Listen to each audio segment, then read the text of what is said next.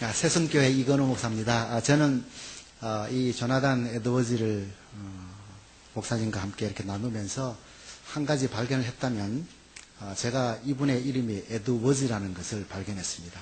그동안 에드워드 그렇게 사실은 무의식 중에 그렇게 생각을 했었는데 참 그만큼 저희들이 이분에 대해서 많은 것을 몰랐다는 것을 느꼈습니다.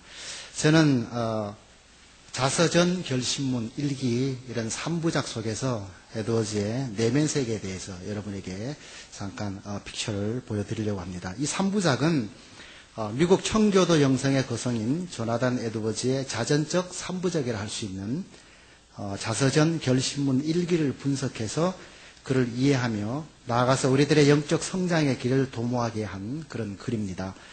이것을 중심으로 해서 한 4가지 정도를 살펴보려고 합니다. 첫 번째로는 이 3부작의 내용은 이언 모레이가 지적했듯이 에드워즈의 자서전과 결신문과 일기는 에드워즈의 전 생애와 사역을 이해하는 열쇠이기 때문에 이것은 대단히 중요합니다. 먼저 결신문은 그가 회심한 이후에 18세 이후에 자기 자신의 신앙 성숙을 위해서 70가지의 결신문을 적은 것으로서 그의 인생의 좌우명이며 그의 인생의 선언문이라고 할 수가 있습니다. 이것은 한 1년 반 정도의 기간 속에서 작성이 되었고 그리고 자신의 평생 실천할 삶의 좌우명으로 그리고 자기의 점검표로서 이 결신문은 대단히 중요합니다. 여기 내용은 전생애 동안 최우선적으로 힘쓸 일 혹은 종말론적 태도, 친절, 복수, 분노 혹은 정기적인 반성, 비판, 신앙 우선적인 삶, 게으름 등등 수많은 내용 속에서 결신문을 이렇게 기록을 했습니다. 그리고 결신문 70번에는 유익을 끼치는 언어 생활에 대해서도 그가 기록을 했습니다.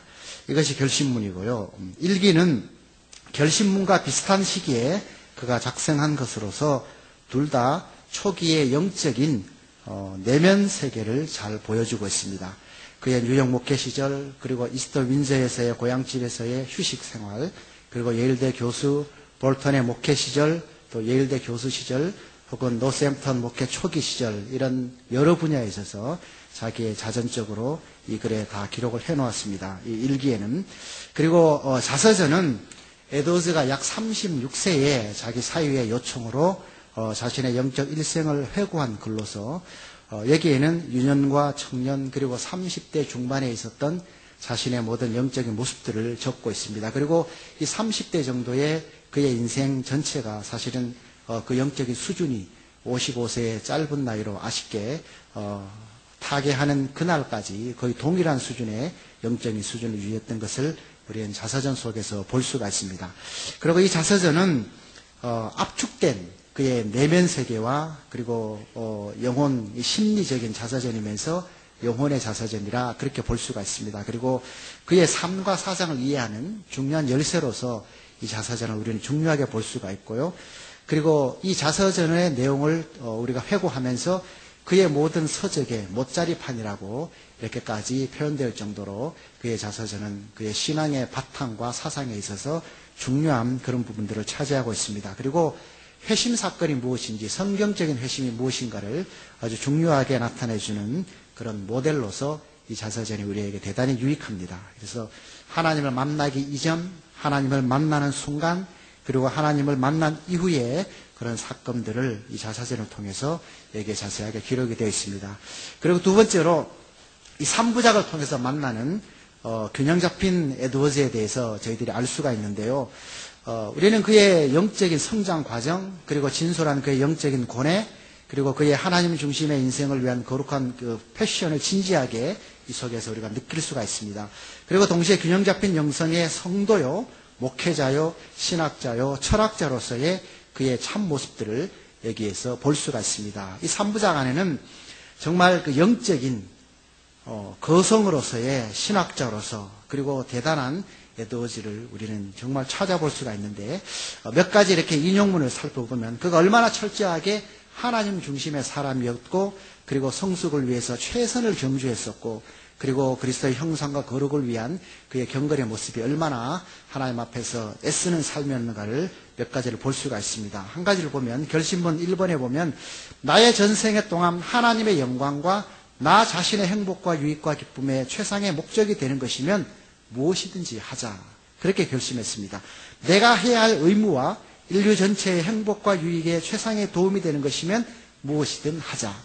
내가 부딪히게 될 어려움이 무엇이든 간에 또 그 어려움이 아무리 많고 아무리 크다 할지라도 그렇게 하자. 이렇게 결심했습니다. 그리고 그의 결심은 63번에 보면 어떤 순간에도 모든 측면에서 인격의 어떤 부분이나 어떤 환경에서도 언제나 성도다운 참빛을 비추며 탁월하고 사랑스럽게 행동하는 참으로 완벽한 성도가 세상에 단 한 명이 있다고 가정할 때 만일 내가 그 한 사람이 되기 위해 힘껏 노력한다면 그렇게 될 수 있을 것처럼 행동하자. 이렇게 결심을 했습니다. 그리고 그의 자서전에 또 한 군데를 보면 나는 모든 면에서 완벽한 그리스도인이 되려고 하는 불타는 소원을 가지고 있었습니다. 복되신 그리스도의 형상을 닮으려고 노력했습니다. 그래서 모든 면에서 순전하고 달콤하고 복된 법칙에 따라 살려고 했습니다. 그것이 나로 하여금 거룩을 추구하도록 만들었습니다. 어떻게 하면 나는 거룩한 사람이 될 수 있을까 하는 것이 밤낮 나의 싸움이었고 계속되는 질문이었습니다. 그렇게 기록을 합니다. 나는 내가 전에 은혜를 구했던 것보다 훨씬 더 열심히 은혜와 거룩함과 거룩한 삶을 추구하고 있습니다. 그렇게 그는 고백을 했습니다.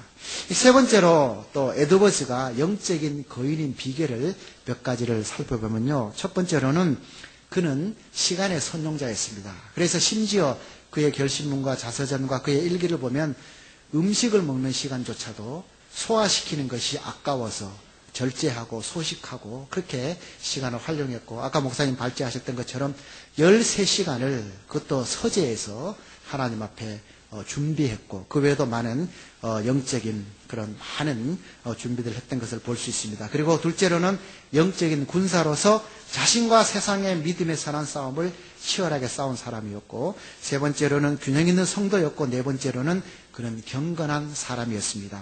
그래서 이분의 교회사적 위치를 살펴보면 한마디로 요약을 할 수 있는데요.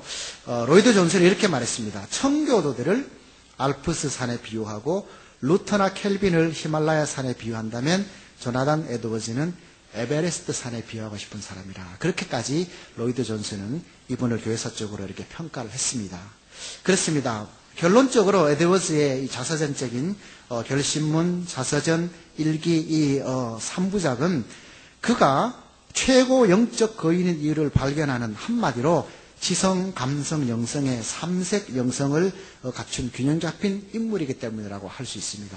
여기에서 두 가지를 적용을 하면 오늘날 살아가는 우리에게도 조나단 에드워드 같은 이런 지성과 영성의 균형이 꼭 필요하고 그리고 두 번째로는 자기 점검 또 결심문 같은 매일의 일상 속에서 자기의 그 실천이 얼마나 중요한 것인가를 저희들은 배울 수가 있습니다. 예, 이상입니다.